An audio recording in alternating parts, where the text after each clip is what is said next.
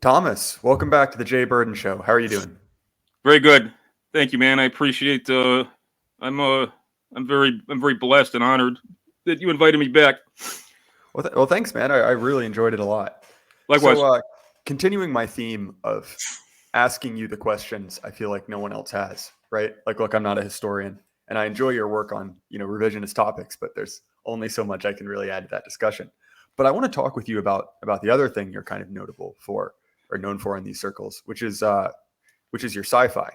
So if you could just give a general introduction to Steel Storm and kind of, I guess, if you could like explain your relationship with science fiction. Certainly, Steelstorm to me. I mean, in order to in order to explain what its creative origins, I sort of got to delve into what sci-fi represents to me and always represented. When I became old enough to perceive such things. Science fiction was very much bound up with the 20th century. Okay, I mean, there is still science fiction being written today. I mean, I am a contemporary science fiction writer, but I'm the framing device of the universe I created is the 20th century, and specifically, the strategic nuclear paradigm of the 20th century, and that's really what allowed science fiction to come into its own as a genre, because it was a way in which people could discuss, questions of theology, questions of ethics, particularly as related to war and peace questions. Um, you know, Topics like artificial intelligence could be explored when there were limited mediums wherein these things could be discussed. It was a way people had an interest in kind of speculative futurist topics, as well as people who had an interest in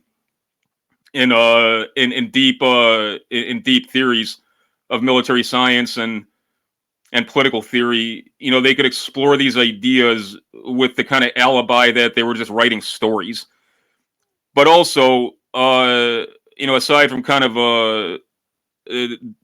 avoiding the wrath of the censors, figuratively and literally. The way to present ideas. A lot of intelligent lay people. Less so today, but this tendency remains. Unfortunately, they're just not exposed, to a lot of complex theoretical ideas. Particularly as relates to to power political questions, but also technology. And where these things intersect, there really is like a dearth of public discussion on these matters. Even when America had a more normal regime that kind of managed its public bureaucracy, this kind of thing just wasn't really addressed in any more than the most kind of rudimentary and concrete terms. So science fiction was a way of kind of educating, again, like intelligent lay people, people capable of being educated about these kinds of topics. But it also did so in a way that wasn't dry, and that it was presented in narrative form, and it also allowed the writer the indulgence of exploring theoretical worlds, some completely phantasmagoric and metaphorical, some quite literally possible futures, and that came to inform public policy debate, man, in intellectual circles. Jerry Pournelle, like the sci-fi guys, and they are mostly guys, although there are some ladies who dig sci-fi, but they are definitely the minority. Jerry Pournelle, the guys who are keen to science fiction, know of him. He passed away about 10 years ago, I think. But Pournelle's kind of seminal book was Lucifer's Hammer, which is a great work, kind of survivalist, post-apocalyptic fiction, but it's got a very positive kind of message to it. I try and turn people onto that instead of nonsense like The Walking Dead and things. Pournelle also did The Mote in God's Eye with, I can't remember. He co-authored The Mote in God's Eye with another kind of esteemed sci-fi author of the era, but at any event, these books dealt with serious stuff. I mean, some were better than others. But Parnell went on to participate in these political action committees that work to win appropriations, for a strategic defense initiative, known colloquially and somewhat punitively as Star Wars. For the youngsters who don't recall, and for who might not even know, the Strategic Defense Initiative was a proposed missile shield, quite literally. It was under the operating on the same principles as things like the terrestrial Earthbound Nike Zeus anti-missile system, or probably more familiar to people my age and a little younger, the Patriot missile system. But obviously, this would be a space-based platform that would destroy incoming strategic nuclear weapons before they were able to reach their target. And obviously, what if something of this sort could be implemented?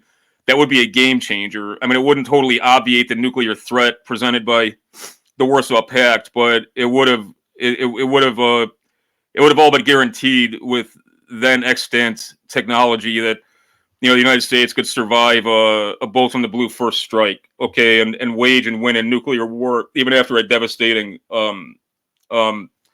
surprise attack. And alien as it seems today, this was at the forefront of public policy debate, really, until the genuine thaw set in between the Moscow reformist regime led by Gorbachev around 1988. And then a year later, obviously, the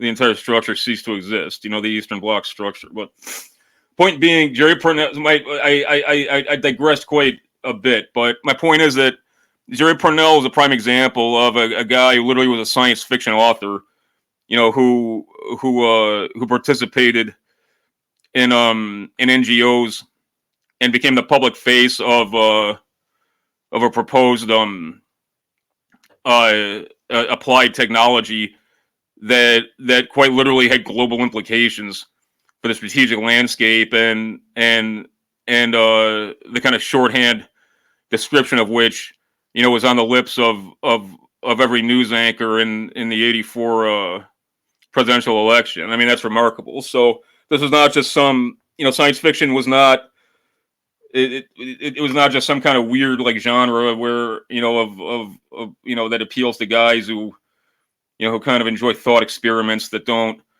impact the real world in any meaningful way. So that's what kind of drew me into it. And interrupt me at any time, man, if I'm being boring or if I'm going too far afield. No, not at all. Okay. And what turned me onto science fiction, I never read a lot of fiction. I mean, I enjoyed stuff, and I still do. Like Shakespeare, obviously. When I got turned onto that in high school, I'm a Bible Protestant, so I mean, I was always and remain moved by the language of the King James Bible. There's a handful of literary works like Wuthering Heights that really move me. I mean, that might inspire people to make fun of me because it might not seem that kind of thing would appeal to me, but I am at base a romantic person, capital R. I mean, I don't mean to fancy myself some Lothario, obviously, but the other than the kinds of fiction that I read, with the exception of a couple unorthodox classics like Gustav Hassert's The Short Timers, which became a very loose which was very loosely adapted into the film Full Metal Jacket, and this hard-boiled crime writer named Shane Stevens, who wrote what I consider to be the seminal kind of American crime novel about the mafia called Dead City. It's sort of like the anti-Godfather. Like I talked about this in one of my podcasts with the kid Ace. Dead City is it's truly gruesome, and it's like more of a horror. Like it was released around the same time as The Godfather, and it's very much like an underground book.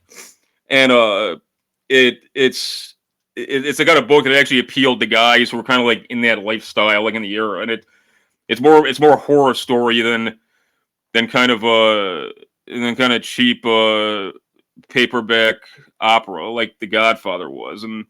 But other than that, the fiction I read was sci-fi because it grabbed me for the reasons I just indicated. It presented world events, and particularly things relating to war and peace and historical processes in a way that I could grasp, but also in a narrative form that gave it context. And I always tended towards. I mean, you asked before we went live.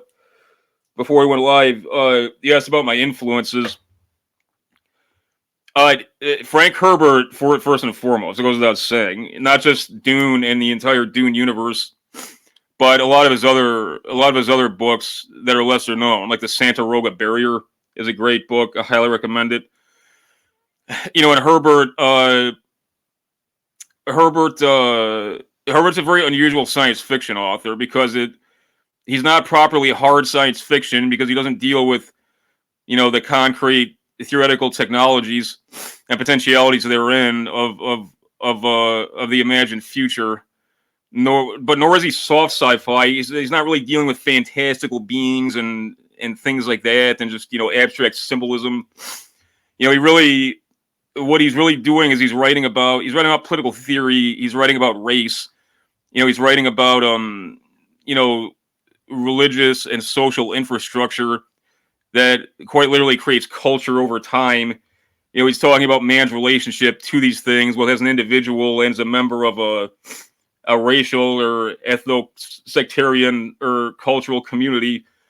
But he's doing so in a fantastical setting, far removed from our present. But that's part of the point, is that it's so far removed, yet there's these familiar forms, that cannot be escaped from or done away with. It's interesting you bring this up because going back to kind of the start of our conversation, right? And this might be reductive, but really the thing that makes science fiction different from fiction generally, right, is the relationship to technology, right? The question is always kind of the question, the conflict is, if not started by, but is kind of pushed along by technology kind of beyond our current state. That's almost the definition of sci-fi, right? And so in the very early days, the very early sci-fi, which I don't particularly enjoy, I'm talking people like Wells, it's fun enough to read, but it's kind of a gimmick, right? It's a normal story, but we have an invisible car or something like that. Like it's there, and it might be a fun enough read, but I feel like the point at which sci-fi gets really interesting, to me at least, right, is the point at which we've essentially created technology that very much can destroy us. That full scale just extinction of the human race is beyond a theoretical possibility, right? Like it's something that, if the cards fall a certain way, could happen. And I think that's what, like at that moment, kind of sci-fi became not realer, but more, I guess, a place where you could really answer real questions of how, like, I guess humans kind of deal in extremis. And it's interesting you bring up Herbert because I don't know if you could call me a sci-fi fan, but I like a lot of sci-fi, right? I think that a lot of it is not particularly good, but the highs are really good. They're high, as I guess that's somewhat redundant. But to me, the core question is basically, well, how does the author view technology, right? Is technology something that redeems humans, right? That change how humans act and kind of elevates them, which I think that's kind of unsatisfying and not particularly interesting. Versus, well, how do humans with kind of a constant nature, how do they react when we've given them, grand scale tools, right? And that's part of the reason I like Dune so much and I like Frank Herbert so much, is essentially, right, like obviously the technology is kind of beyond our comprehension, the ability to edit the human genome, traveling faster than light and all of that. But realistically, right, the events are not too different from what we can imagine as kind of a a behind the scenes like European royal drama, right? There's intrigues, there's royal houses. And so it's a very human story kind of transposed over the stars. And I think that kind of, I guess, like those perennial themes played out to an extreme level is what makes sci-fi interesting to me. Do you see what I'm kind of grasping at there? No, absolutely. And that's the point you make about a lot of science fiction, particularly the early iterations of it, but even now, it's very gimmicky, and it showcases hypothetical technologies as like set pieces, or just as the framing device takes the place of character driven narrative, and that appeal. It's a very simple minded sort of orientation. I mean, and the part of the people who write that kind of thing. I mean, the issue with Dune is that it, like I said a minute ago, the reason why science fiction belongs to the 20th century, like whether people accept kind of the sociology of the epoch, guys like Alvin Toffler and even Herman Kahn, he wrote almost exclusively on game theory and military dimensions of these things, but the like future shock was a very real thing in the 20th century, and midwits are constantly saying like history repeats itself. Actually, it doesn't, and there's patterns within there's discernible patterns to human behavior, particularly at scale. So I mean, there's a certain predictability of outcomes, when we're talking about statecraft and we're talking about political occurrences, but like history absolutely does not, quote, repeat itself, and if you think it does, you're something of an idiot. And conceptualize the 20th century. I mean, at the turn of the 20th century, Europe was still ruled by monarchs. By mid-century, there was a burgeoning nuclear standoff between two superpowers, and jet aircraft was a common modality of travel. Like, think about that. Frankly, like 50 years is not even a blink of an eye in historical time, and for pretty much the last 40,000 years, not much change for centuries. There was punctuated innovations, that definitely changed things. But even that, it was punctuated in relative terms. Like over the course of a century, something like field artillery like emerged, or the internal combustion engine, over decades kind of became perfected, but this truly punctuated equilibrium of like a radically game-changing technology that just completely alters everybody, not just their day-to-day life, but their entire conceptual horizon. Not only did it happen in the 20th century, it happened over and over and over again, and well, the analogy I like to use, and this has to do with my background, right, is that we're essentially living in the most unparalleled stock market run in history, right? Like kind of throughout it. And obviously there are advancements, right? Like iron tools, that's a huge deal if you're the only guy who has them. But from kind of a 30,000 foot view, the difference between an iron sword, and a bronze one, that's not that significant, right? No. But you look at, and a great example, right, is you look at the people who fought in wars in kind of the 1880s and 1890s, and the absolute horror at which those people saw, even the First World War, right? Like the beginning of truly mechanized warfare. And obviously there's another order of magnitude change just 20, 25 years later. And so I agree with your point, right? That the doubling and redoubling of technological change, it's almost impossible to dispute that shifted society fundamentally. Yeah. And it also, one of the reasons why Herbert's so important is because Herbert, he addressed those things in a very on the nose way. The entire framing device of Dune, like in situ, when like we're introduced to the setting and the characters of Dune, it's 10,000 years after a jihad against, like a literal jihad against thinking machines, and owing to the fact that the emergence of thinking machines, not only did it lead to the physical enslavement of mankind ultimately, but even when man had at least nominal dominion over artificial intelligence, it had the effect of just precluding the possibility of culture. It usurped and sabotaged man's entire concept of value, his aesthetic judgment, his ability to discern beauty any longer. It created a truly like pointless existence. And Herbert owes a lot, I believe, to Heidegger, even though he probably would have denied it because he was very kind of canny and elusive when people would try to pin down his own influences. But you discern a lot. You discern in Herbert everything from Meister Eckhart, to to esoteric Islamic thinkers, to what I believe are Zen Buddhist influences, although I don't know anything about Zen Buddhism other than a very, a very kind of cursory understanding of its core concepts. But, I mean, in political terms, if, what kind of draws a Heidegger into the political sphere of human activity, is his description of what it is to live historically. Okay. And Ernst Nolte, who was his acolyte and, was the great historian, and a very controversial revisionist. But I mean, Nolte really kind of took this kind of Heideggerian paradigm of of what it is to live historically to its logical conclusion in conceptual terms. And the only thing that really mitigates the terror of oblivion and death is and the only thing that really makes intimacy between people possible in life is the capacity to live historically. And new agey as this might sound to people who aren't really unpacking the meaning of these terms,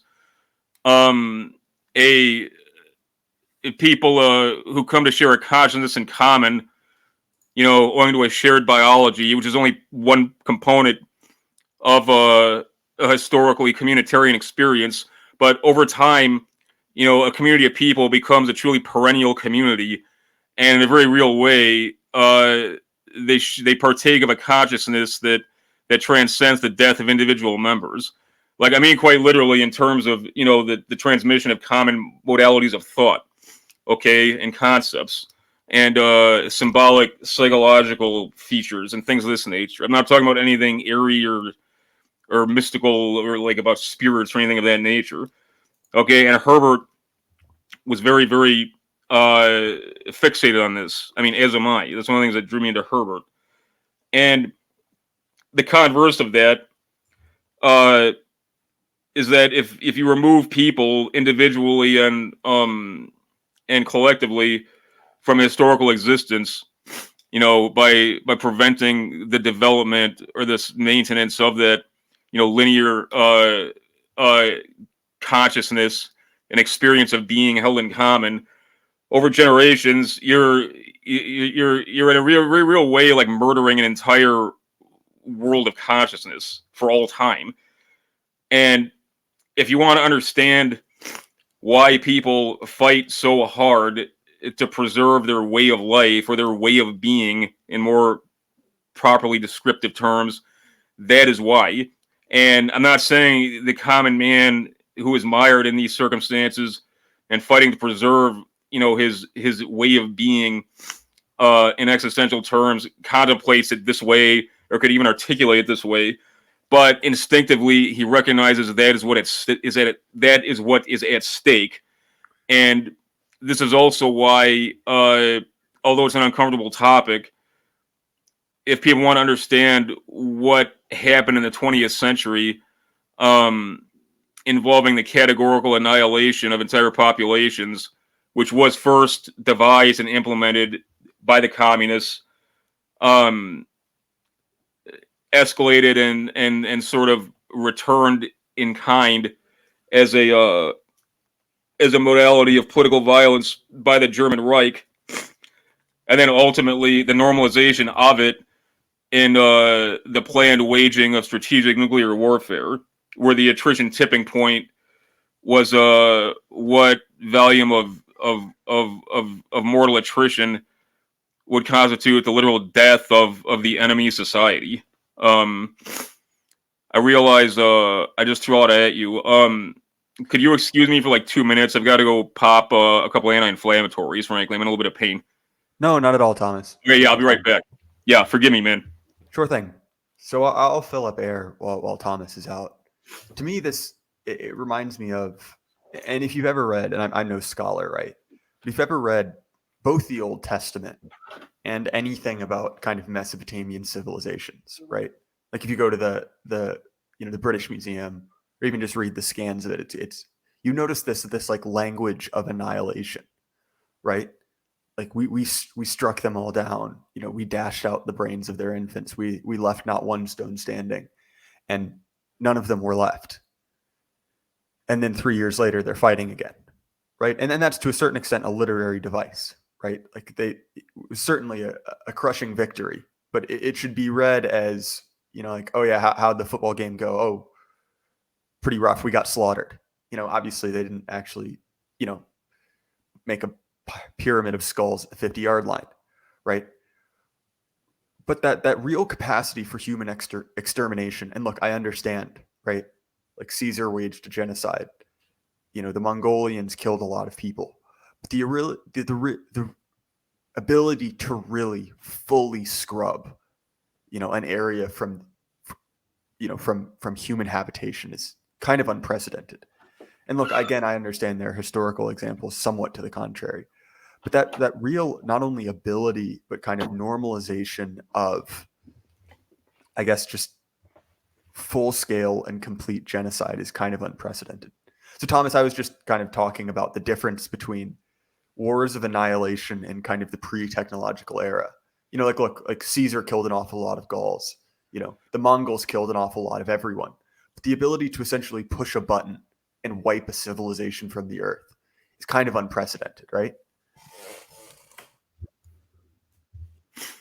Oh yeah, the instrumentalities of such things were unprecedented, of course. I mean, that where the rubber meets the road, that was the concrete game changer. However, something happened in the 20th century, owing to a dialectical process.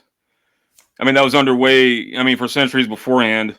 But wars became total when they became truly events that could be characterized as Weltanschauungskrieg. So can you? I've heard you say that phrase before, but I'm not familiar with the actual meaning of it. What does that German phrase mean? I mean, literally a worldview war or worldview struggle.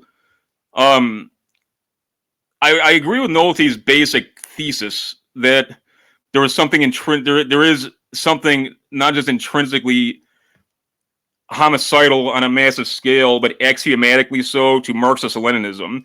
That's not some cheap polemical take saying like, oh, those Reds are evil.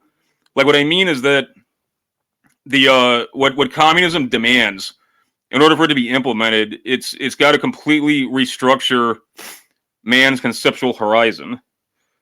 Okay, it's from the ground up. It's got to literally eradicate everything that came before, and any conceptual biases that would derive from what preceded it. And I agree with you, but I would also say that we see the advent of total war, I guess, kind of dawning slightly before, in the late 19th century, right?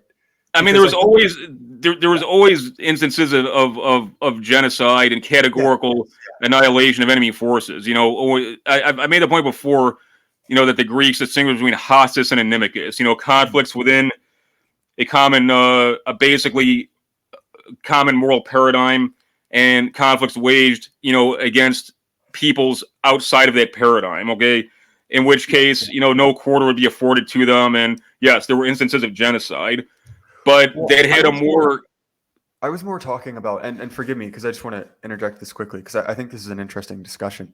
That kind of war of ideology, right? As it less of like the Creek War would be an example of that. That's kind of basic human stuff. Not to take away from the horror of it, but it's a pattern we see. But to Yeah, me, I exactly. notice it with things like with the war between the states, right? This really was viewed as kind of a, like, even though it was essentially an internecine conflict, right? It is kind of viewed as like, I don't know, like a war between the army of one and I guess like the wicked citizens of another, right? Like I live in an area that was essentially burned to the ground. right? No, definitely. And there was always there was always crusader wars, metaphorically and literally, okay, and clashes of worldviews that were essentially the driving impetus of violence rather than any kind of material cause. But what we're talking about with the 20th century and Weltanschauungskrieg was something different. Mm. Like what communism calls for is literally the categorical extermination of entire populations of people owing to the fact that they simply cannot be assimilated into the new order. And by the fact that they're the standard bearers of ideas or even just knowledge of the prior regime, they can't be permitted to exist because the only way to annihilate ideas only exist within the human vessels that that bear them. Okay, and declaring that you've got to exterminate every man, woman, and child who constitutes a counter-revolutionary element, and do so dispassionately in order to create a telluric utopia, like that's something totally different than anything that's been seen before. Okay, I see Okay, what you mean. I understand. yeah, and thus that's why the I mean I don't want people to think I'm being flippant about these things, but I don't think the annihilation of Jewish civilians by the German Reich and its allies was particularly remarkable because that was just something that was underway during the war years. But the internal logic of it also is a way of returning the serve.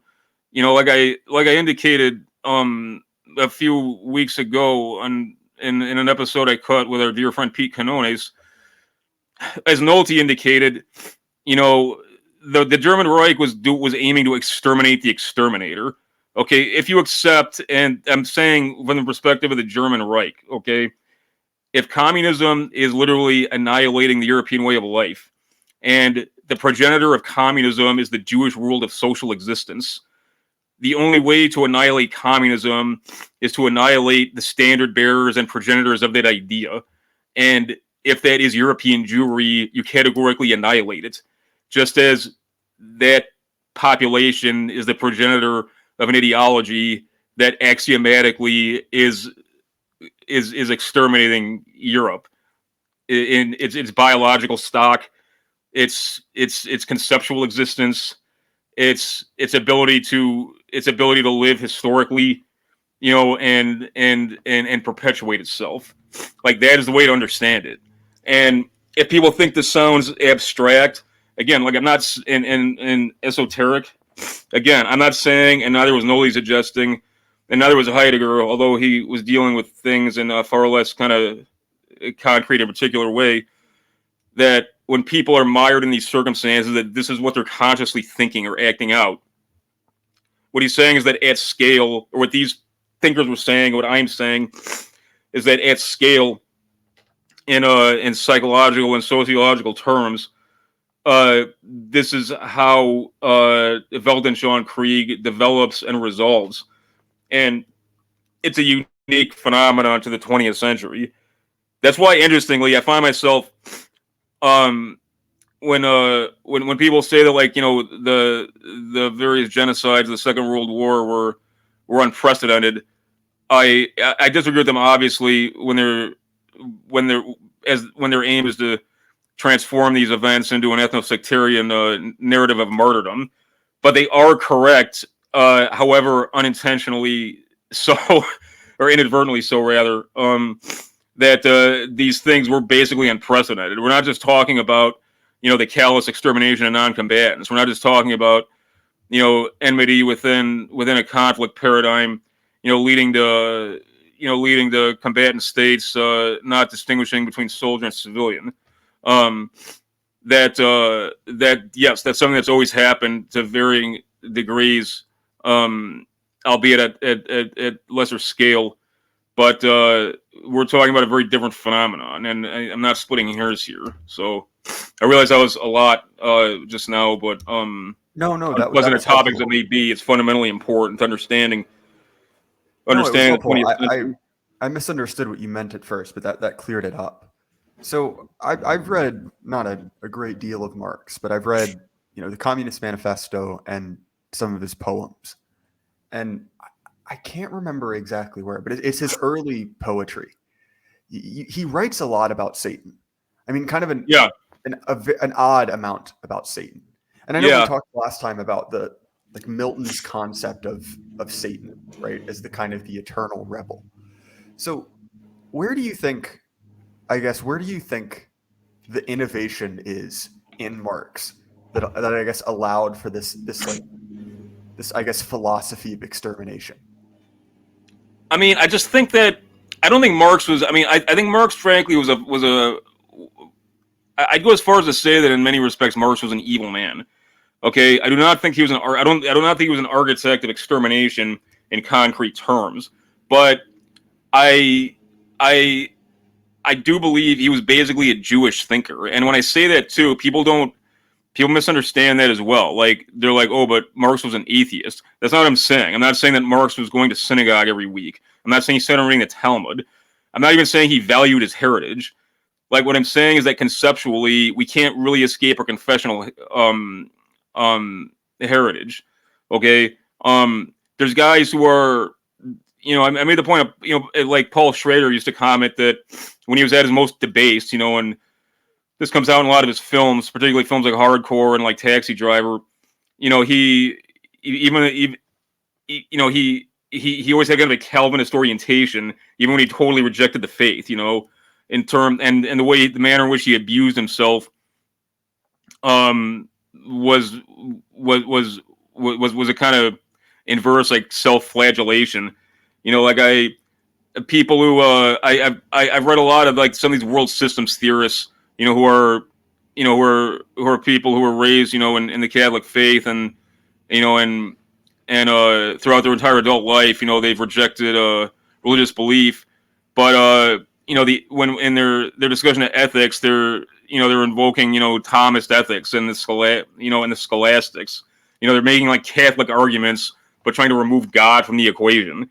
Okay, so when I talk about Marx being a Jewish thinker, I'm not saying that in conspiratorial terms, or suggesting that people are somehow pre-programmed to think certain ways owing to their race. I'm saying that this belief in a telluric utopia, this belief that Marx was something of a was something of the was ordained by God, or by historical dialectical process, standing in for providence. He was ordained, to kind of lead a cadre of the anointed, even long after his death, like through his writing and the concepts that he transmitted, even from beyond the grave. To create a telluric utopia, in the most apocalyptic terms. I mean that's literally a Jewish paradigm. Okay, I mean, secular as it may be, not particularly self-aware as the author may be of his own intrinsic prejudices, like they can't really be avoided. And anybody who spends a lot of time with a guy who's basically a Jewish thinker culturally, I mean, but probably especially if he's lapsed, he's going to spend a lot of time thinking about the devil. I mean, not for any puerile reason like, oh, Jews worship the devil, but what I mean is that it kind of that intractable the intractable adversary is a figure, if nothing else, in symbolic psychological terms, that somebody like Marx is going to identify with. Okay, and also any historical process is going to entail creative destruction. Like Schumpeter coined that phrase, and I think Schumpeter he gets a lot of credit as being a brilliant heterodox economist, but he's not praised enough as a historian and a political theorist, and that's unfortunate. But if you're talking about when I say that there's that megacide, categorical homicide at scale is axiomatically built into Marxist Leninism. I mean, again, how do we, like, what do we do with these people who cannot abandon the conceptual prejudice of the ancient regime? Like how the only way for communism to be realized is to completely restructure man's conceptual horizon. I mean, that entails the destruction of entire worlds of social existence. And the only way is, and again, humans are the bearers of ideas, and humans are the standard bearers of the social existences that create these ideas. So if we're talking about wiping the proverbial slate clean, we're talking about annihilating human beings. I come back to the example of Democratic Kampuchea a lot, and I've made the point, and this has made a lot of people upset, people on the right, because they think I'm being flippant and uh, engaging in elaborate apologia for Oriental savagery. People on the left, because they think I'm invoking a horrendous example of aberrant mass homicide and suggesting that it's normative for Marxist-Leninism. Pol Pot was a far more orthodox Marxist than Ho Chi Minh and Mao, and certainly Kim Il Sung, and frankly, virtually all of the communist revolutionary figures after 1949 or so. I really believe that, and he had no qualms, obviously, about the fact that categorical extermination was the only way to facilitate the revolutionary process. That is not to say that individual men can somehow devise these processes, because obviously that's absurd, and that's a peculiar and ridiculous American conceit. It's kind of an inversion of the great man theory of history. It's this kind of, it's not even midwit. This kind of simpleton's idea that these villains who insinuate themselves into roles as heads of state can somehow manufacture history and move apocalypse events, or like will apocalypse events into reality. I mean, that's so absurd. I don't even know how to rebut it. It's because it's that fucking stupid. But Pol Pot, he was remarkably candid about the horrific things that he presided over, and he spoke of these things with a sort of dispassionate curiosity almost, but he never sought out an alibi, historical or otherwise. And some things are lost in translation, but I don't think I'm fishing for statements to confirm my pre-existing biases when I say that he was very aware of this in a way that probably none of his ideological fellows were, save maybe for Lenin himself. It's and I want to kind of, I agree with you, right, that there is that. Yeah, that Pol Pot to a certain extent is the most honest about it, right? There is no there's no kind of like cringing justification. It's pretty much like, oh, well, this is how it has to be. And weirdly enough, there's a sci-fi book that's kind of come into popularity recently, and it's kind of a midwit sci-fi book. It has a blurb on the back by Obama, so that should tell you about it. But it's The Three Body Problem by a Chinese author, and it's a fine enough book. But the whole first third of it basically follows our main character as a girl living through the Chinese Cultural Revolution. Interesting. And the worst part about it is it's kind of the best part of the book. The rest of the book is fine enough, but to me at least, I've kind of forgotten all about it except for that part. Yeah, I mean, it's a compelling subject. What's interesting, and it kind of dovetails in what you're talking about, is that there's the scene where essentially all of the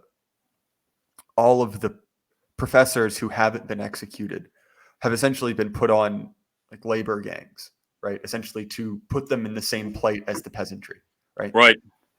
And there's this extended session where some of the professors who were ecologists are being forced to deforest vast swaths of China for essentially no reason.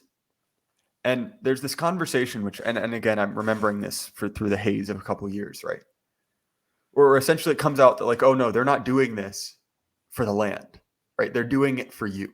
They're doing it to essentially kind of, in like an odd, like science version of a black mass, right? Like force you to kind of desecrate your life's work and force you to, in order to survive, kind of remake yourself. And it's interesting because to me at least, right, like there's something kind of genuinely terrifying about that, right? Like Oh yeah. it's outside, and I again like what you said about a lot of with you and I, right, with our like religious tradition, right, we have a pretty dark understanding of human nature, right? Like kind of every part of us is to some degree or another corrupted. But there's also kind of a comfort in that, right? That realistically, like humans are kind of a known quantity, you know? And but at the same time, there is something profoundly disturbing at that kind of like new level of, I guess, like human horror, if that makes sense, right? That it's not just someone robbing a liquor store or someone sacking a city, right? There does seem to be this kind of odd, and this is very clear in the Chinese Cultural Revolution and also in Cambodia, right? But this odd, almost like joy in it, this like joy in degradation that's kind of frightening, at least to me. Well, there's also, yeah, and I mean part of that is I'm not any kind of Orientalist. I've got a very I mean I'm fascinated by the Far East, but I've got very much a dilettante's understanding of it because it's not my wheelhouse. But it's not just a Western chauvinist perspective that, oh, when in the Orient life is abundant and cheap, or this idea that there's a there there's a sanguinary amorality to these Eastern religions. I mean, I for one find it fascinating that these kind of like these kind of dopey like bougie white people think that Tibet is some kind of like land of sublime peace. Tibetan Buddhism is abjectly horrifying. It's a pantheon of terror gods. That like Kali, I guess in the Hindu pantheon, like truly exists beyond good and evil, and are only placated by the most horrendous forms of suffering. And again, I don't purport to have any kind of insight into the Orient. I don't have any fluency in any of their languages, and it's not something I have expertise on. But so there's that I believe plays into these these darker episodes in Chinese political life. But also there's a tendency, I mean, owing to what you mentioned about Marx having genuine sympathy for the devil, there's something about revolutionary communism that believed very much in the degradation of the person. I don't just mean breaking down to the individual idea of self. I mean an assault kind of on the intimate moral core of the person. And this played out in Romania too. There was these horrible prison experiments, the things I don't even really want to repeat because I really want to think about them, and it would be distasteful. Um, these really, really grotesque tortures, often that took on a psychosexual dimension, that were that Romanians prisoners were subjected to immediately after the cessation of hostilities, when when the communists were consolidated their satellite regime there, and some of these people had been men who served in the Iron Guard or in the Wehrmacht, but some of these people they'd just been denounced by personal enemies or something, and there was an effort to destroy these people above and beyond merely punitive measures or terror tactics aimed at guaranteeing the compliance of others who might be similarly inclined to resistance. And even though he's overly cited by kind of midwits all and sundry, like George Orwell actually had quite a bit of insight into that.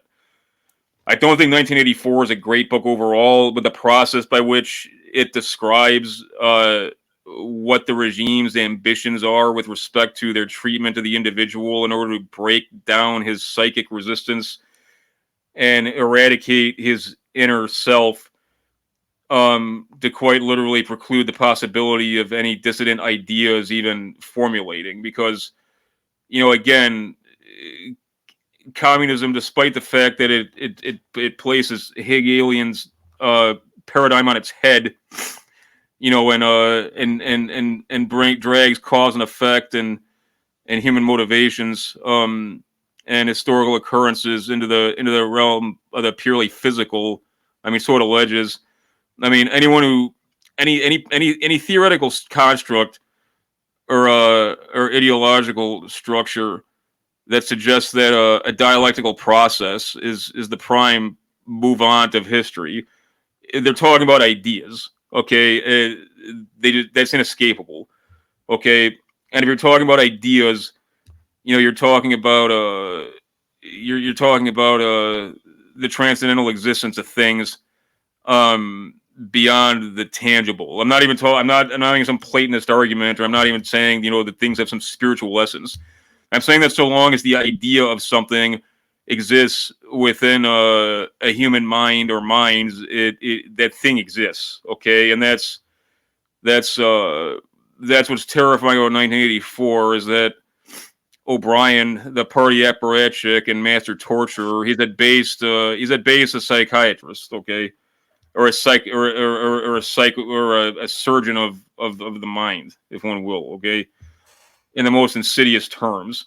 And again, that's intrinsic to communism, um, because it never aimed at mere compliance, or it never aimed at simply directing people to behave in certain ways or mouth certain platitudes or abide certain modalities. It required the complete and total restructuring of the human consciousness in accordance with the revolutionary idea.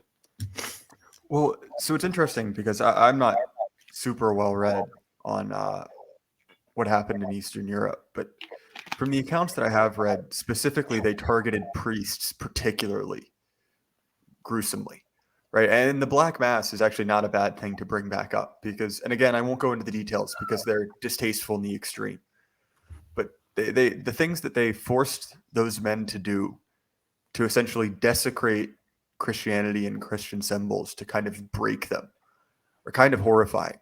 And going back to 1984, and this is a slight digression, it's actually part of the reason I refuse to kind of use things like the neo pronouns, right? The zisms are that kind of ridiculous stuff.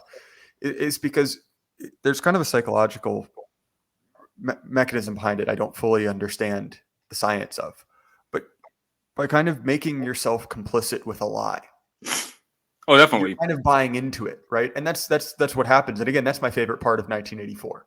As awful it is to say, is when they're breaking him. Not because I enjoy it, because I'm some sicko who gets off on it, but No. It's the most important.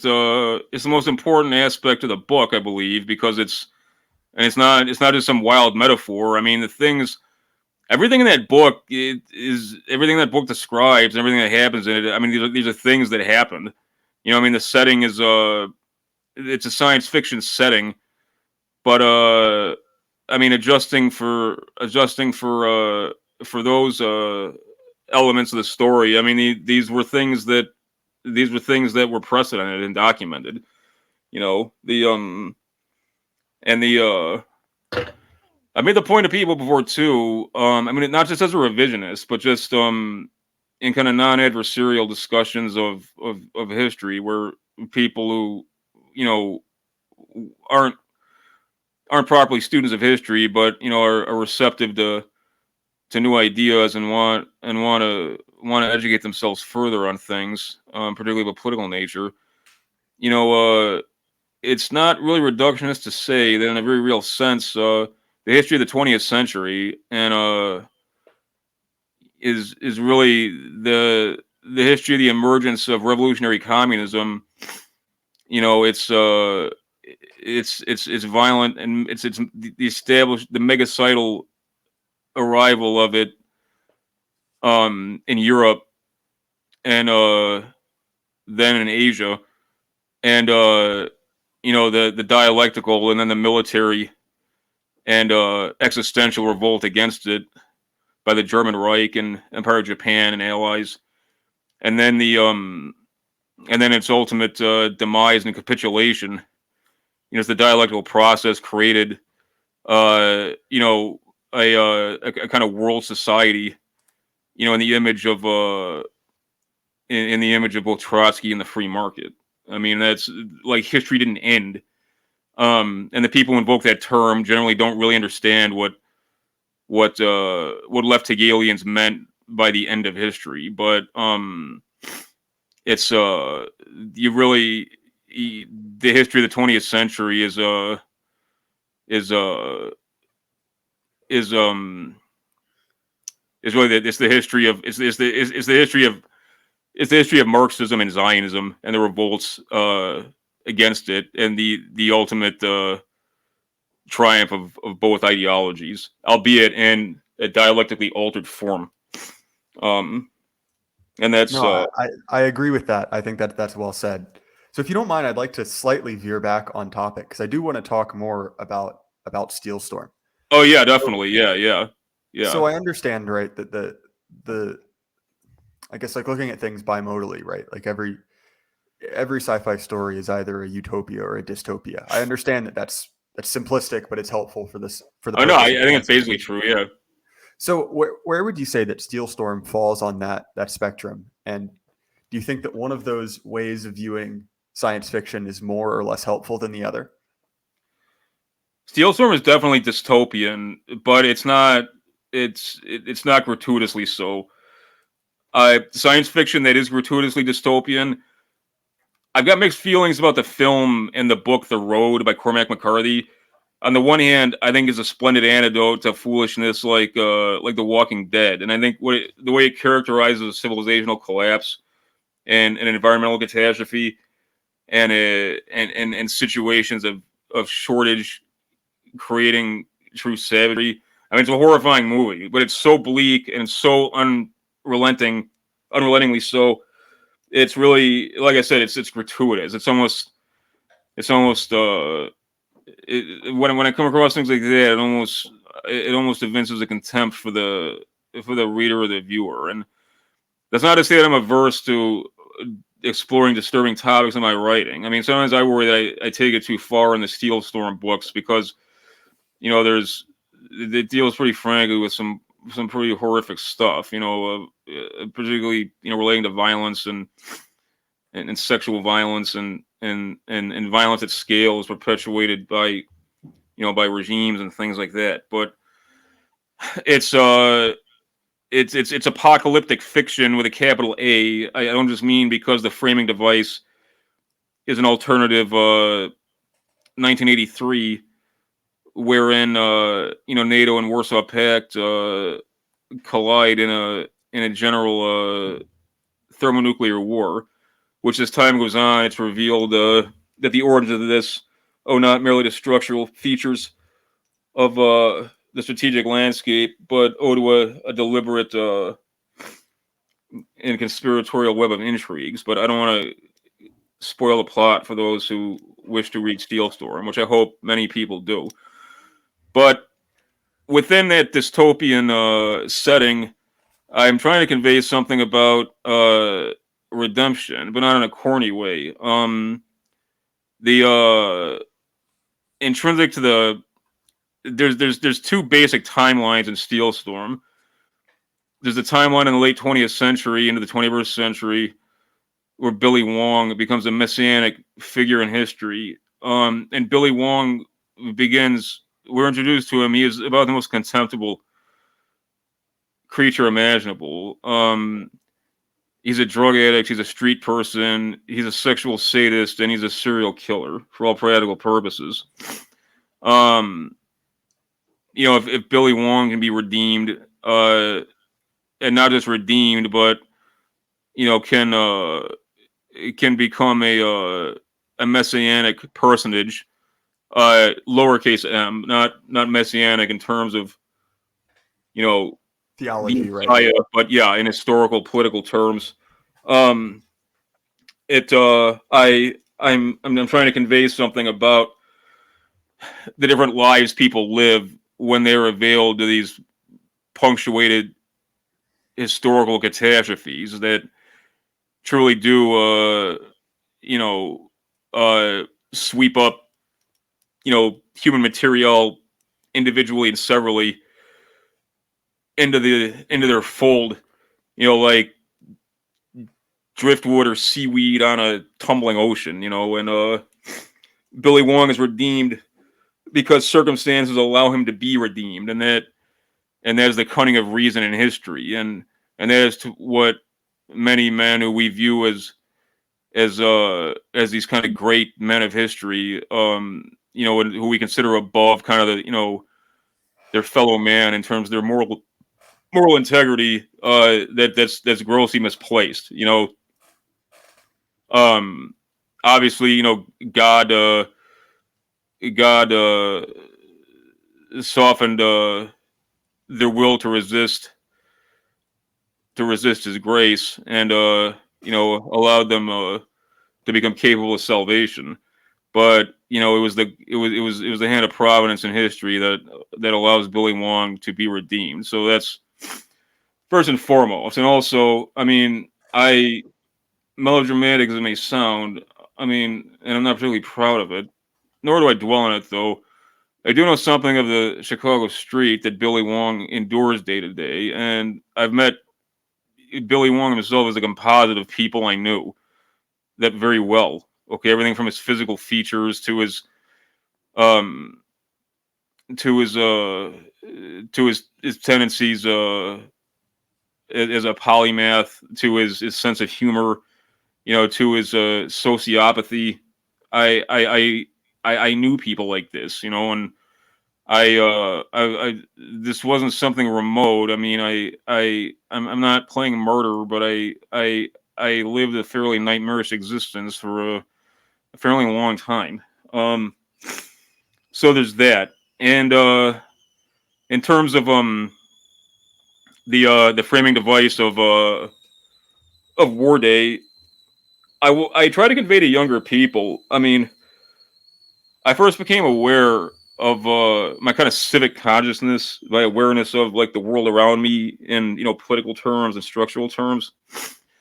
That first came about right around the time of the final sort of crisis cycle between the United States and the Warsaw Pact, and it was quite terrifying, not just to me as a little kid, because um, but to everybody, and people today, they don't get what that was like. It seemed that there was it seemed as if there was nobody really at the helm, like here or on the other side, and that at any moment uh, Armageddon was possible. It really felt that way. You could feel it. It was tangible. That's one of the reasons it's so absurd to me, especially when I see older people like acting terrified of COVID. It's like you know better. You know what a real state of emergency is like. You know. So the framing device, I kind of wanted to convey what that was like, because as I get older, I think I've got something to offer in terms of my own historical memory. But it's also the the way in which the way in which catastrophes and apocalyptic events truly do shape human destiny, not just in historical terms, but in theological ones, um and how these things relate to man's ability to create and sustain culture, and how culture deals with, as we talked about, the ability to live historically and thus overcome the kind of void of death. That really is kind of what the binding moral narrative is of Steelstorm. It's about people coming to learn to live historically again, and the hubris of those who would set about to simply preserve their own discrete consciousness indefinitely, by transmitting it to infernal machines, or by forcing those enslaved by the regimes they serve to worship them as gods. Um, and ultimately, Zartax, who itself is an infernal machine, he goes from the demonium pejorative, this object of utter terror, to whom people literally sacrifice youth so that he might spare the lot of them. He goes from the demonian pejorative to the villainous redeemer, and he liberates man from the shackles of the worst tyranny that has ever existed. So I believe it's a very positive. I believe it's a very positive uh, story set within. Yeah, it's a very dystopian narrative. I'm sorry if that was too long winded. No, no, not at all. That was well said. I those were themes that I had picked up from reading it myself, but you stated it very succinctly.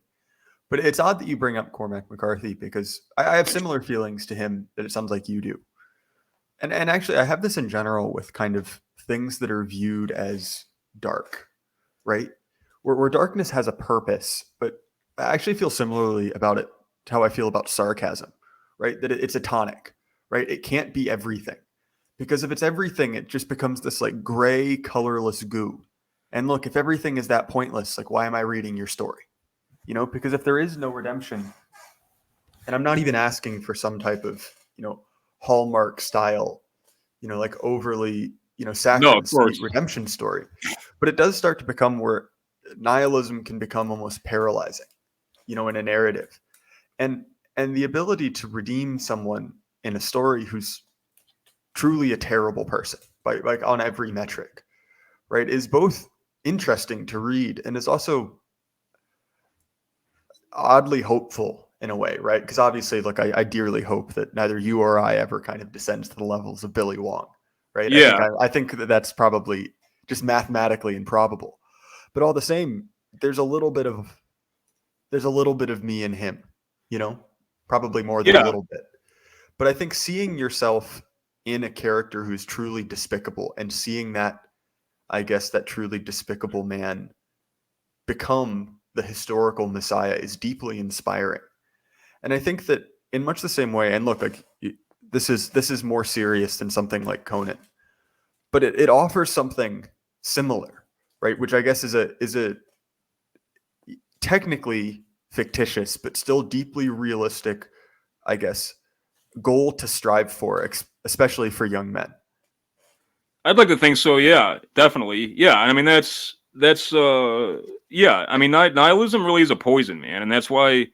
But at the same time, the people need to not be afraid. I mean, the world is populated by horrors. I mean, that's not to say one should lock himself or herself in their room and or that you should join a monastery, like figuratively or literally, because the world is nothing but evil.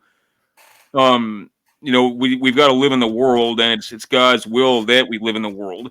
But we've got to be prepared to negotiate its horrors, and it is full of horrors, but it's also full of beautiful things, and the capacity to for redemption in and not just in the eyes of one's fellow man, but also through the grace of God is ever present, and that's that's part of the that's part of the that's part of the point of Steel Storm. And in the third book, what it'll get into is it's hinted at, but it hasn't been fleshed out yet. The first volume or in the second one that I just finished, like how civilization is restructured. But I mean, after War Day, after the veritable destruction of civilization on Earth, within a millennia and a half, um, civilization has returned full bore, and there's truly a spacefaring civilization. Um, where once there was an ash and irradiated wasteland, and that's uh, that's consummately hopeful in my opinion. I mean, I'm kind of a space geek, but I'm really excited about like the Webb Space Telescope because I love exoplanets, and I mean I'm like a dilettante when it comes to like astronomy and stuff. But when I was a kid, I had a telescope, and even in college, I had a telescope. But and I always loved looking at stars and things, and I was always like really really fascinated by the concept of exoplanets, and now this kind of thing is going to be brought into view quite literally, and that if you can look at things like that, like the data returned, like the visual data returned by the Webb telescope, and not believe in God, the creator, you're hopeless. I don't know how one could think that, this is just accidental architecture that just spontaneously created itself for No, for no apparent reason. that's well put. I So do have to go in a minute, man. I don't mean to cut this same, short, yeah. but this was a great conversation, man, and I really appreciate you giving me the chance to plug Steelstorm 2. I'm happy to. We should do this again anytime you wish, man. Just give me a couple of days' notice. Yeah, definitely, man. I enjoyed it. So obviously, I've got my copy, but where can everyone else at home pick up a copy of Steelstorm, and where should they look for Volume 2? I would prefer if people would go through Imperium Press, because they're dear friends of mine, and I don't think anyone needs to give Jeff Bezos their money. So just go to imperiumpress.com. You can find it on Amazon, and there's a few other booksellers you can find it through also. Yeah, and Steelstorm Volume 1 has been available for over a year now, but Steelstorm 2, I'm hoping the manuscript is done. I'm hoping it's gonna drop by early autumn, or September, October.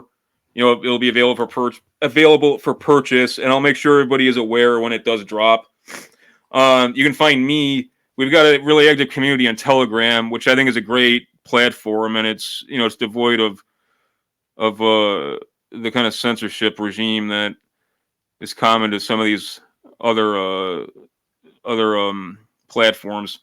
You can find us there at t.me/the7HOMAS777, and you can find me on Substack, where I post long form essays, and every other week we do a podcast. It's real REAL Thomas777.substack.com. I do periodically back up stuff like this video and audio that we're doing right now on a Gab, but I'm not particularly active there, and God love Gab. I like the people on there. I like the people who maintain it, but I just don't really like that microblogging platform. But I do back up my own content and that of our friends at Real Thomas777 on Gab. That's the best way to get a hold of me. You can always hit me up direct through Telegram, or by email, or you can contact me on my Substack. And I can't thank you enough for hosting me, man. This was really great, and I really hope we can do it again soon. Yeah, sure thing, Thomas. I always enjoy our conversation. So if you guys want to find more of my work, obviously this YouTube channel is the best way to do it. Hopefully we'll have some new channel art, and I'll be launching this as an audio only version. I know I've been saying that for months, but when you get art for free, it takes a while. And also, my links are down in the description, my link tree, which will pull you up to my Telegram. And also, if you guys, for whatever reason, think this is worth some money, I'd really appreciate it. I'm hopefully, as in about an hour, getting a job, so I won't have to be just mooching off my internet friends. But like I said, if you guys think it's worth some money, I'd appreciate a donation at the coffee link. And remember, guys, keep your head up. The lie can't last forever. All right, good night.